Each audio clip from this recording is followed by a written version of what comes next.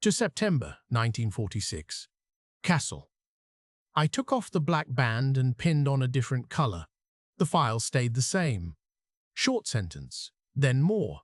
Short sentence, then documents. Short sentence, then the rubble. The photograph of Castle on that summer day is sharp in the municipal archive. Bombed-out facades, towerless churches, men and women in patched coats moving over a landscape of brick and bone.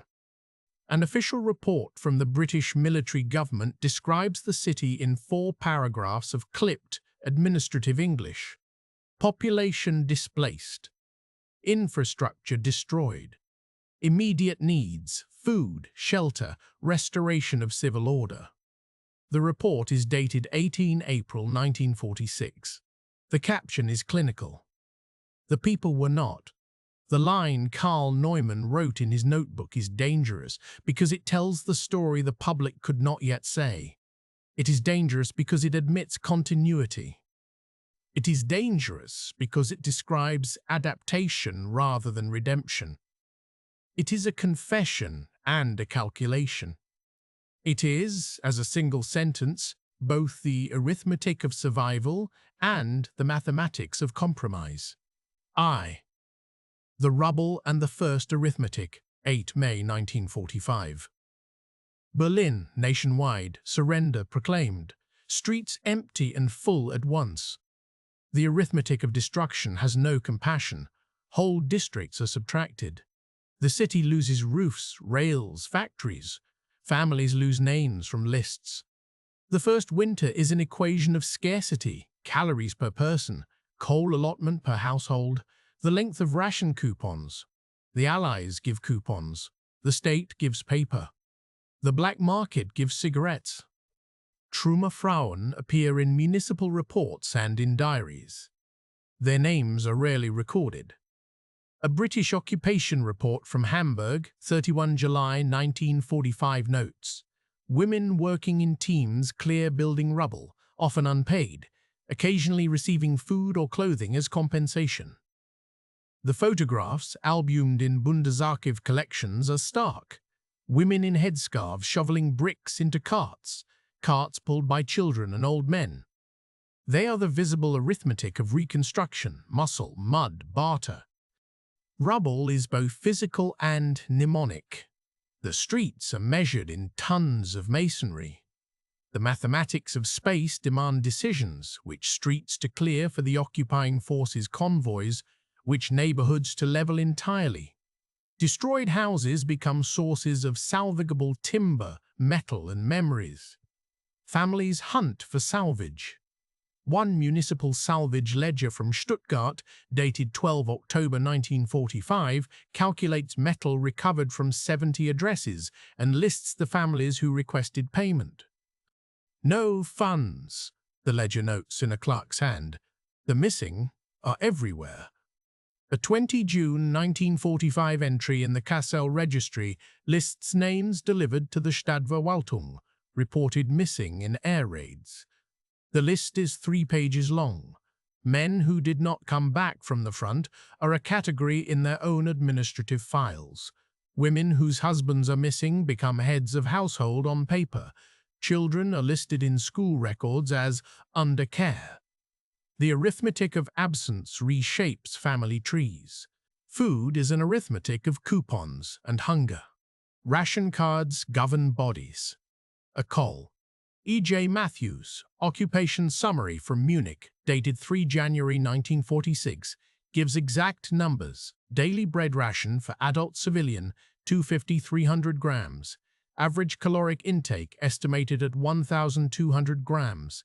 Average caloric intake estimated at 1,200 calories. The winter of 1946-47 is worse. A German municipal health report from January 1947 describes a spike in respiratory illnesses. The arithmetic of life is a ledger of calories versus need. Black markets produce a secondary economy. Cigarettes, noted in tens of occupation reports, function as currency.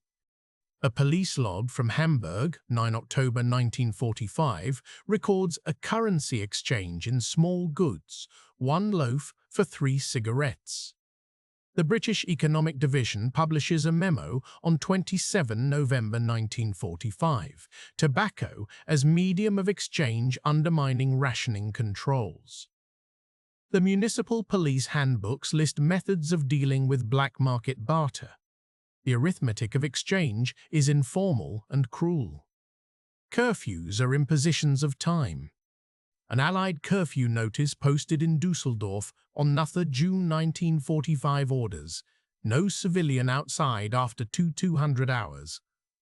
Curfew is a technology of fear and an instrument of control. People write in letters home about going to market at dawn, trying to avoid patrols. Occupation reports note incidents of intimidation and retributive acts. Fear of retribution circulates in oral histories collected by the Institute für Zeitgeschichte. Anonymous voices recount neighbors taken by military police, interrogations in school basements, the sight of black-clad British or American soldiers at checkpoints. The arithmetic of personal safety becomes a function of visibility, how visible one is to the occupying force, to neighbors, to past deeds. 2. Occupation and the color of authority. 4 June 1945. Kiel. An American occupation order appears in the local gazette. It lists privileges and prohibitions. The occupying forces enter cities and towns with uniforms, checklists, and an appetite for order. The Allied occupation forces were many. The British in the northwest, including Kassel, where Karl lived, the Americans in Bavaria and the south, the French in the southwest, the Soviets in the east. Each zone brings its own paperwork, priorities, and tolerances. Initial occupation documents are procedural. The Provisional Government Files, Allied Control Council directives, May-August 1945, demanded the removal of Nazi insignia, the dissolution of the party apparatus, and the suppression of militarized organizations. But the occupying forces also needed local administrators to run utilities, clear debris, and feed cities. The arithmetic of governance required a human denominator, people who knew where the water mains ran, who had keys, and who could translate municipal ledgers into workable plans. Local police forces offer a prime example. Many municipal police had been Nazified or co-opted into the Ordnungspolizei. The Allies disbanded many units but needed policing. Occupation reports from Munich, 11 September 1945, describe the practical decision: retain former police officers under supervision where no immediate replacement available. There is a memorandum from the British Zone Civil Affairs Office, 27 November 1945. Pragmatism in rehiring, experience, and local knowledge can be used with strict vetting. The civilian files show lists of former officers given provisional permits to wear armbands of the new municipal police rather than the old party insignia. The color changed.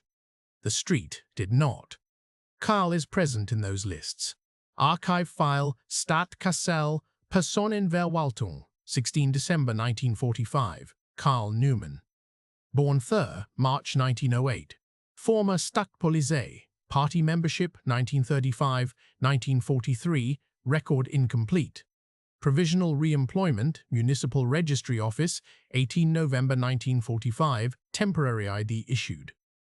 The file contains a hand-scrawled interrogation summary. He writes in his notebook, "I changed armbands, not streets. He is not careful about what he leaves in files."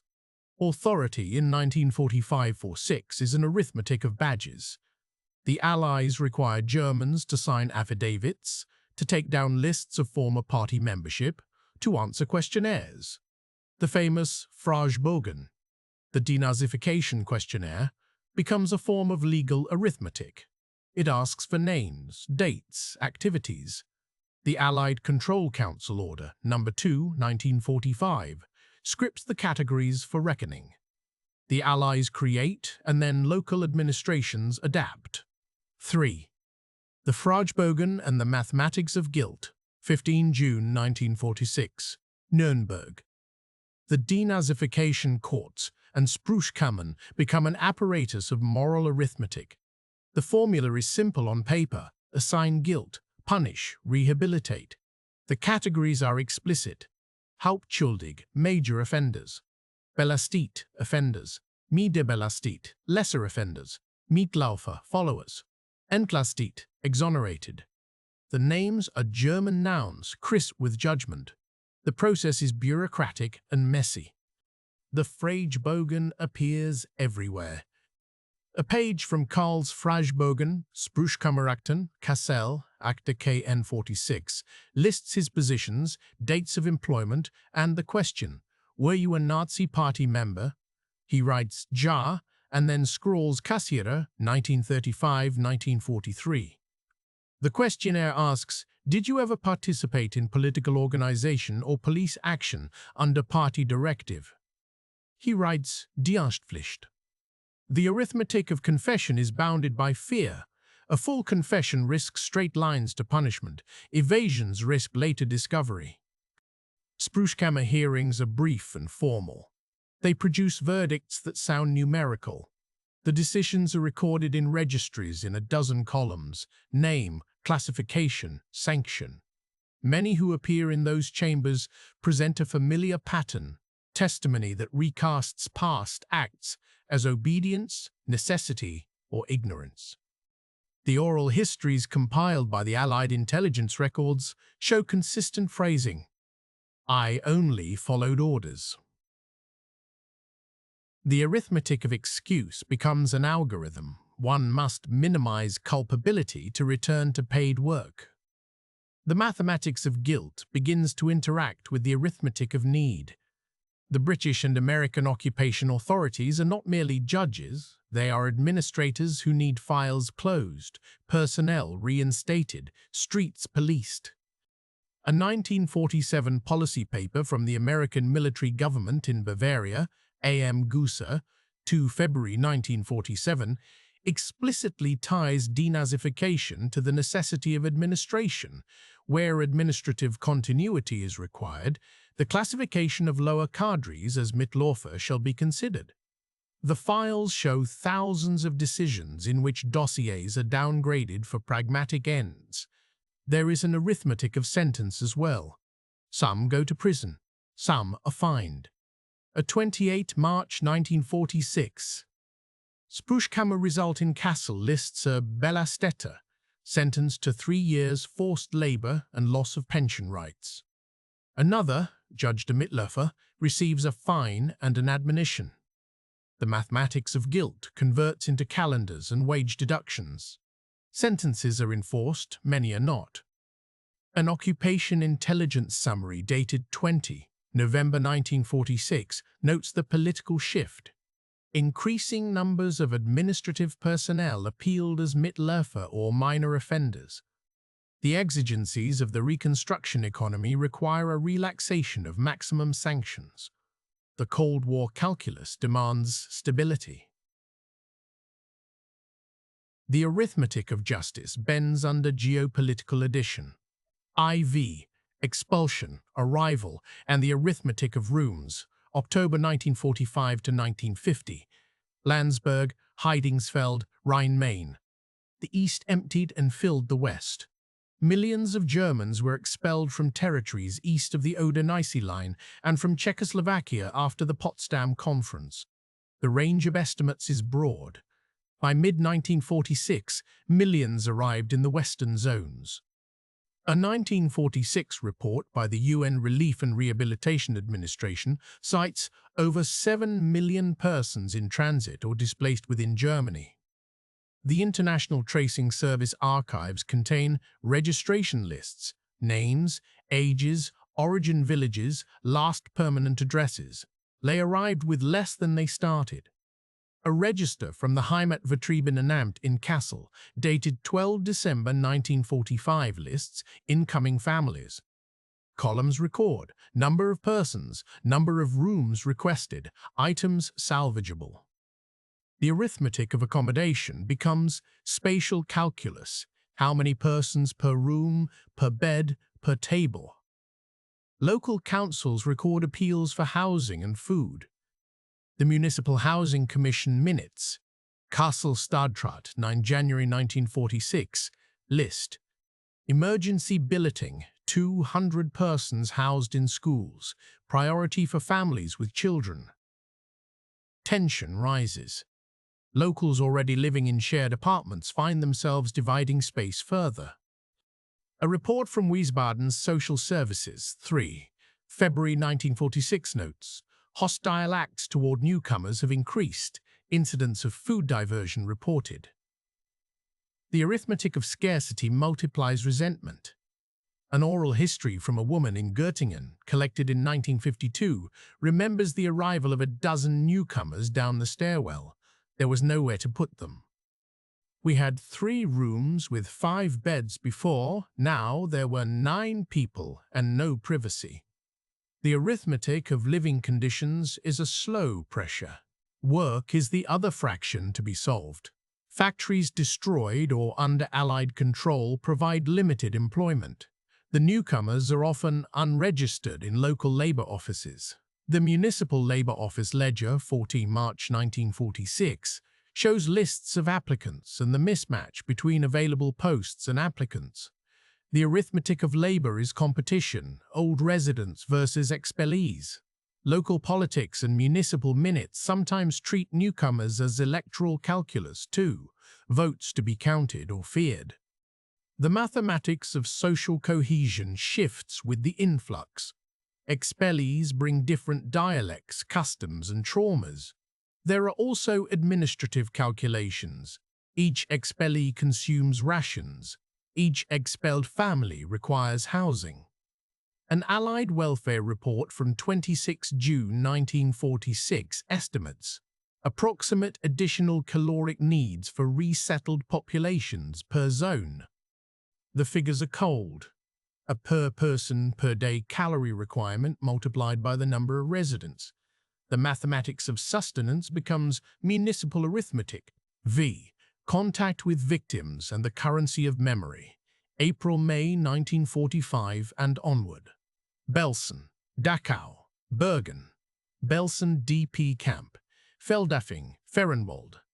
The liberation of the camps is part of the documentary record that cannot be unmade. Allied intelligence summaries, like the 18 April 1945 British Army report from Bergen-Belsen, record thousands of emaciated corpses and survivors, many showing signs of starvation and disease. For Germans who had lived nearby, the discovery is an encounter with the other arithmetic, from the arithmetic of scarcity to the accounting of responsibility. DP camps were often established near or within Germany. They housed survivors, Jews, political prisoners, forced laborers from across Europe, and were administered by the Allies and relief organizations. Photographs in the International Refugee Organization collection show rows of barracks, soup kitchens, and names written on tags. The DP camp at Fernwald, for example, near Wolfratshausen, becomes a semi-permanent community with schools and cultural life as early as 1946. DP registrations record names, dates of birth, previous addresses, and often the phrase survivor. These registers were instruments of identity, making in the aftermath. Moments of contact are recorded in different forms: occupation reports, local newspapers, and oral testimony. 1 Allied Occupational Census, Allied Survey, Bavaria 1947, notes organized visits between local villagers and displaced persons camps in small numbers. But the contacts that mattered were not formal. They were the casualties that unsettled memories.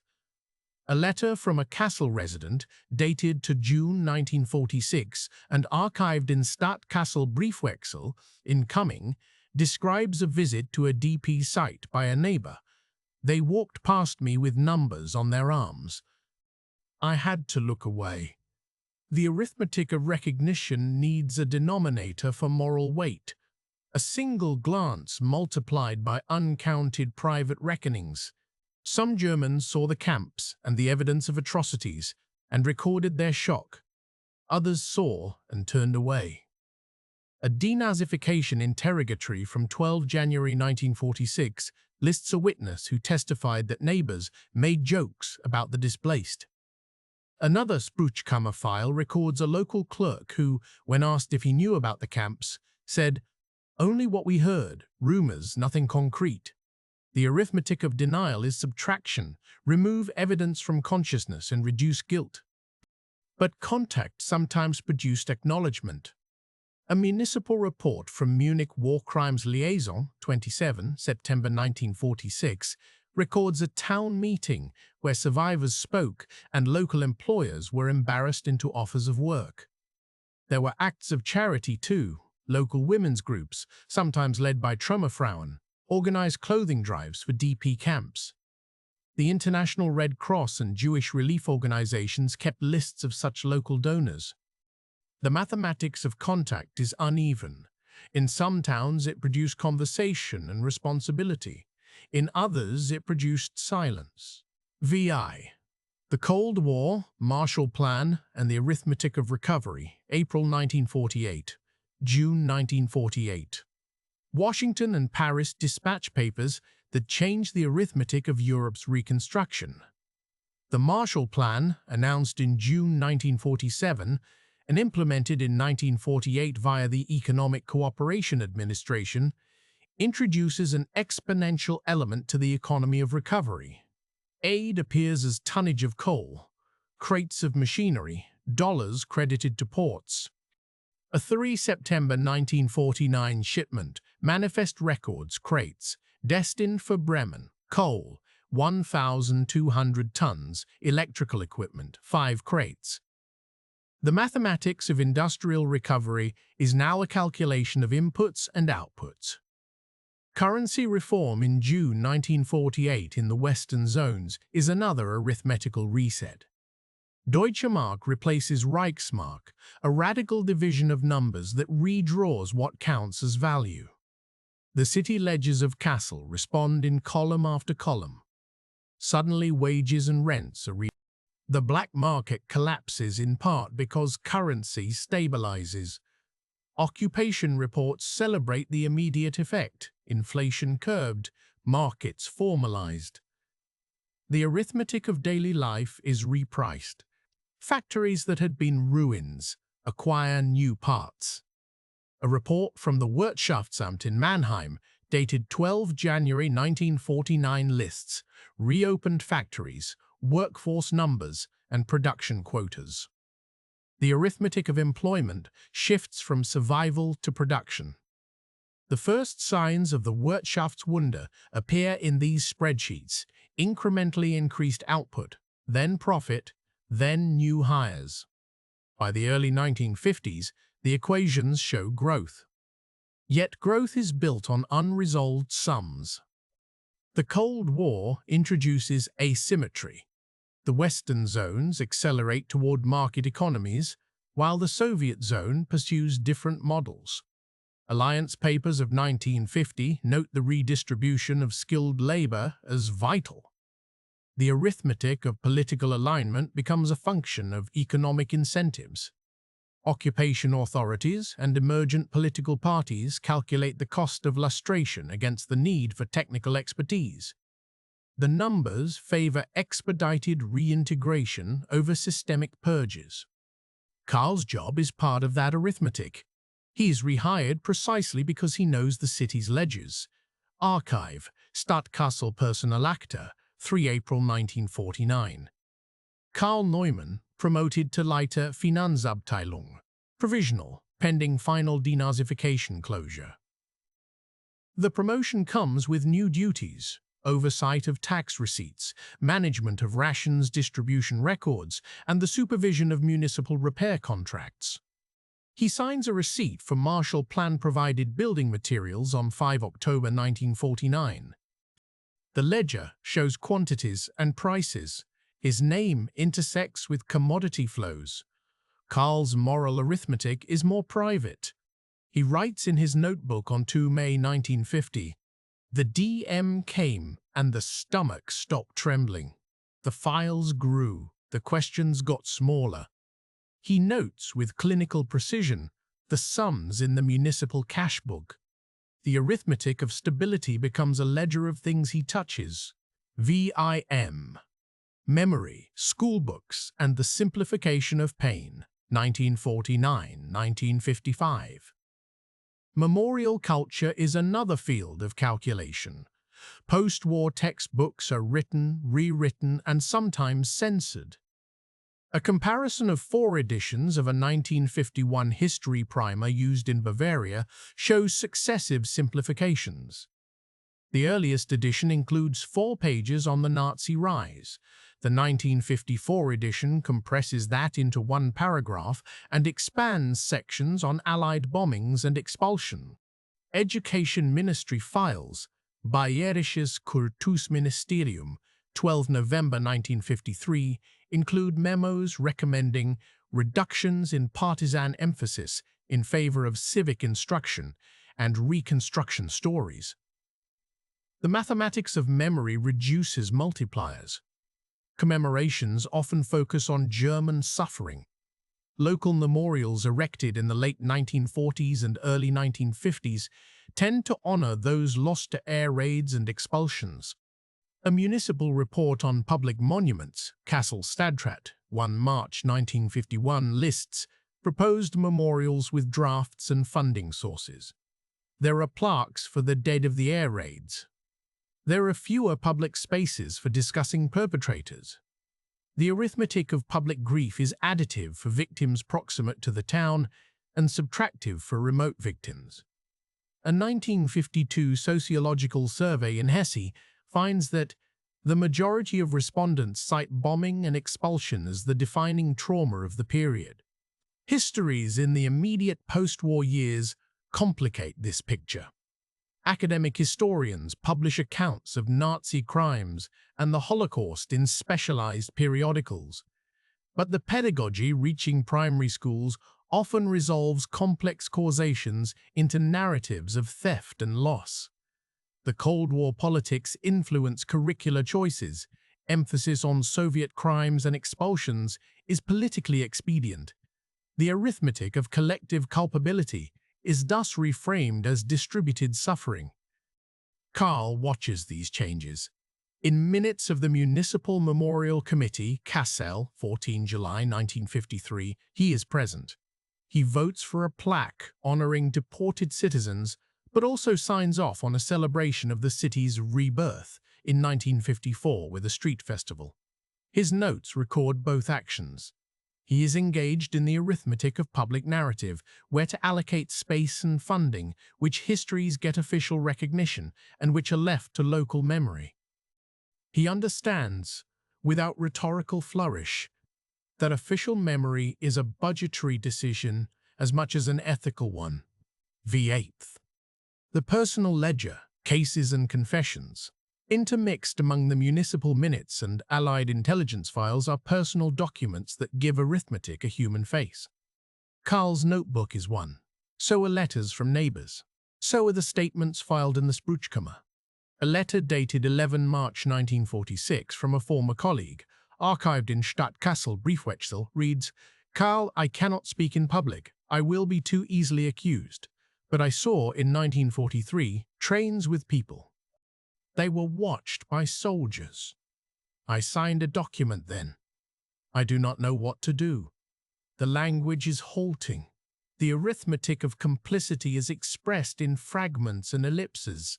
Interrogation transcripts are more formal. A U.S. military government intelligence summary dated 14 December 1945 includes an interrogation of a municipal clerk in Hanover. He reports, "We handled registrations. We counted people. Orders came from above. Names were recorded and we passed them along."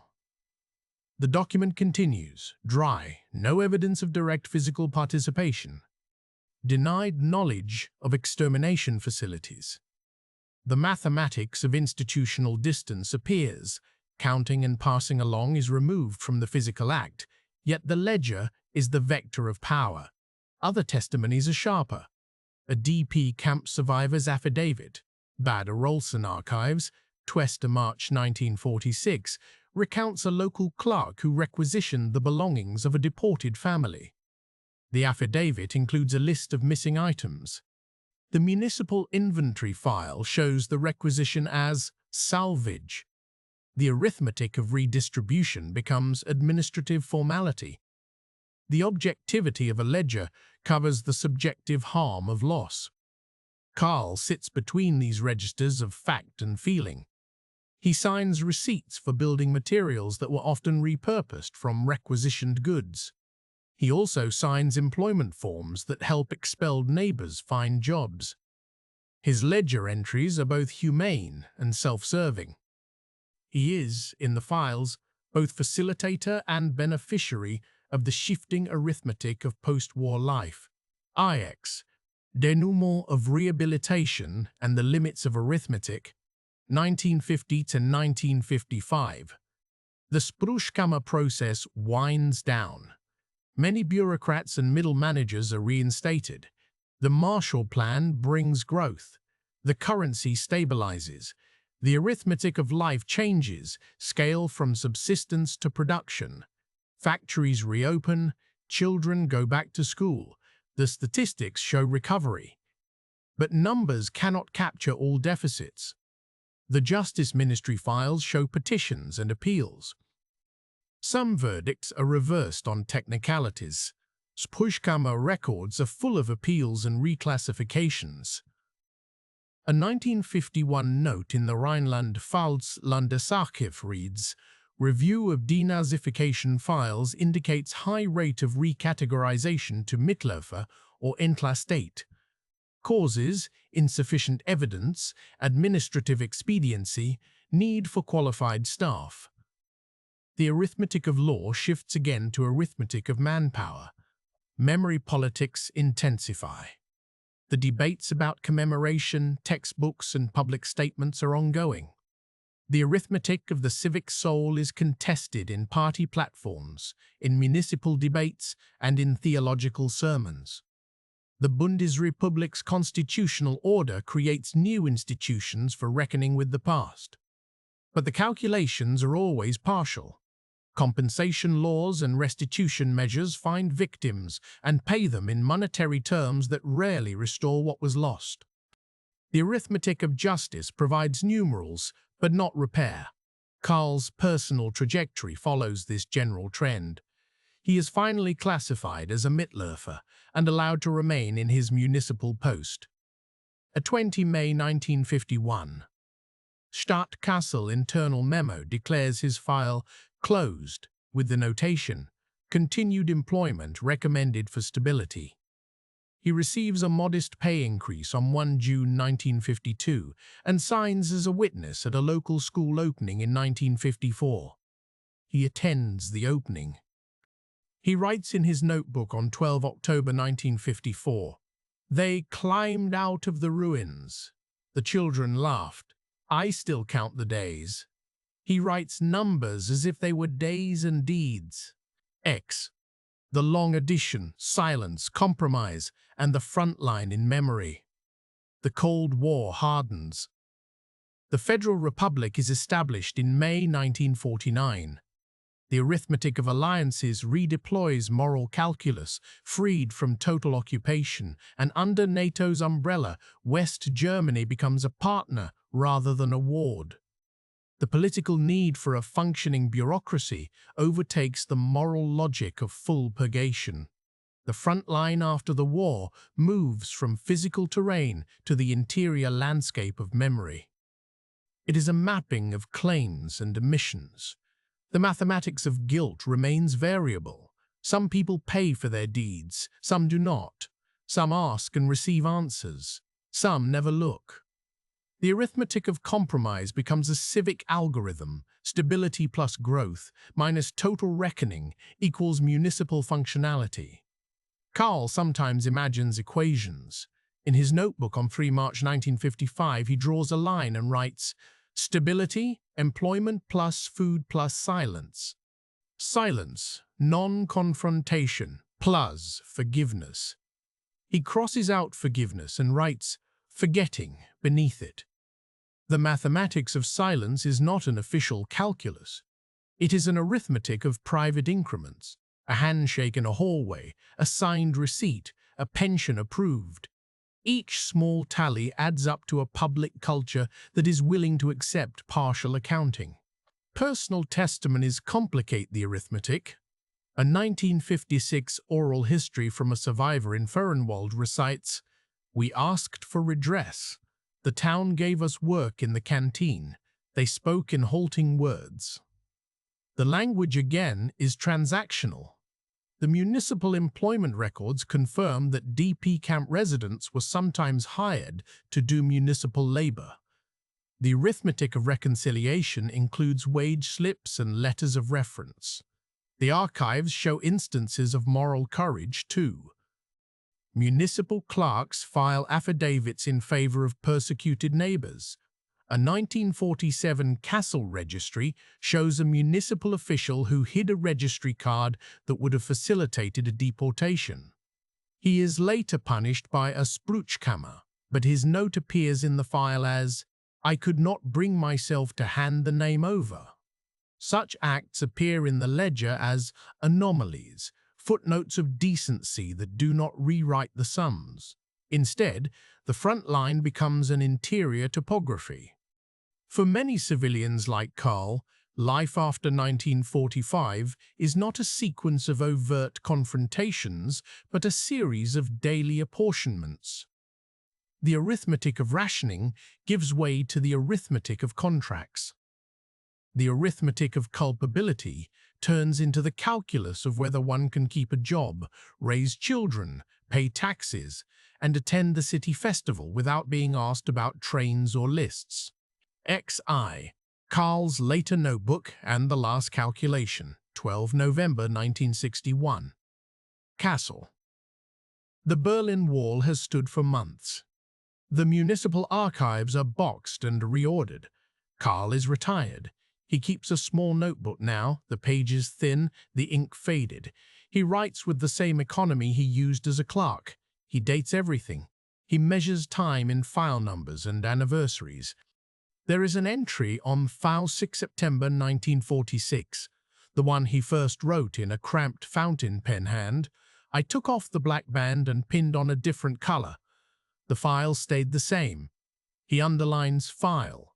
He draws a tally next to it and writes, "Files 4,564 active, 1,012 closed, 3,052 pending." He writes numbers as if they were lives. He writes of conversations he cannot name.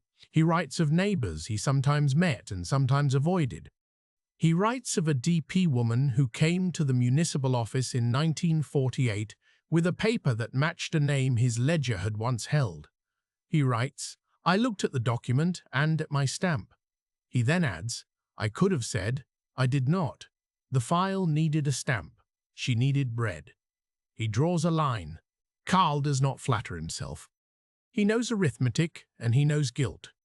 He knows that many of his decisions were technical. He also knows they were moral. He writes, "Systems make choices. Men sign them." He dates the note, 5 July 1963. He then adds an epitaph of sorts in a single line. "We counted bricks, bodies, and ration coupons. We counted offices, too." The notebook contains other notes, inscriptions about children growing up, a grandson's first day at school, a street named after a mayor who had been reinstated. There is a list of ways to count the dead, by name, by district, by registry card. He crosses some names out in a moment of tedium or sorrow. The ledger is both burden and relief. Karl's last entry is a brief sentence, the one that mirrors the opening line and completes the arc. He writes, dated 18 January 1970, "For me, the war after 1945 ran through my memory and my paperwork, not across a battlefield." The sentence is not boastful. It is arithmetic, a mapping of where he stood. It is also an accusation. It is also a confession. The archives keep his ledger. The Spruchkammer file remains folded and marked. The municipal cash book is digitized in part. The DP camp registries are accessible. The Bundesarchiv records hold the occupation reports and the denazification orders. In the stacks, these documents speak in columns and margins. They do not tell the whole truth, but they do tell sums. The mathematics of food, of guilt, of displacement, and of memory never resolves into clean totals. The arithmetic of post-war German civilian life is a long series of additions and subtractions. People arrived, rooms were allocated, cigarettes changed hands for bread, files were opened and closed, certificates of exoneration and of guilt were stamped. The Cold War changed the constants of the equation. The Marshall Plan changed the coefficients. But the unknowns remained. Karl's solitary line in his notebook is dangerous because it insists on continuity. It refuses a neat subtraction that would erase personal responsibility under the guise of survival. It acknowledges compromise, not absolution. It names a method of living to change the visible insignia but keep the instruments of authority. It is a quiet recognition that the front line after the war migrated into houses, into offices, into ledgers where human lives became entries. The arithmetic of post-war Germany goes on in files and in memory. It is carried in municipal cash books and in the smudged pages of notebooks. It is in the Spruchkammer verdicts and in the small acts of aid given to a DP child. It is in the city festivals and the plaques that bear the dates of air raids. It is a ledger of choices. In the end, Karl's last simple accounting returns us to his first dangerous sentence. The arithmetic of living, of food, of guilt, of expulsion, of rebuilding is written across paper and memory. For Karl, the front line after 1945 ran through his memory and his paperwork, not across a battlefield.